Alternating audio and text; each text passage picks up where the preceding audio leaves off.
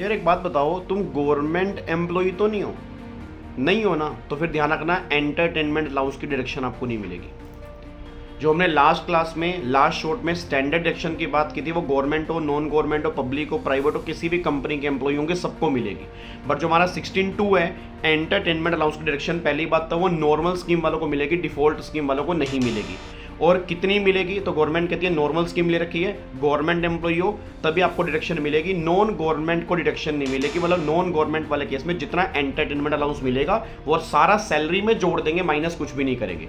But government employ वाले case में जितना एंटरटेनमेंट अलाउंस मिला सारा का सारा जोड़ दोगे, माइनस कितना करोगे? Least of the following.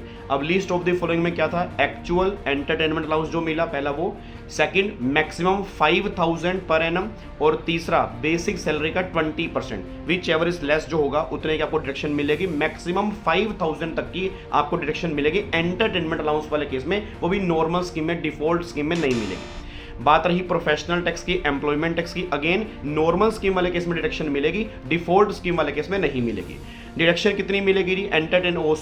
Employment tax वाले केस में जितना एम्प्लॉयर से आपको एम्प्लॉयमेंट टैक्स का पैसा मिला होगा पहले तो वो सारा ऐड कर दोगे, फिर जितना भी एम्प्लॉई ने जमा करवाया होगा वो सारा का सारा माइनस कर दोगे। बस ये पर ध्यान दो।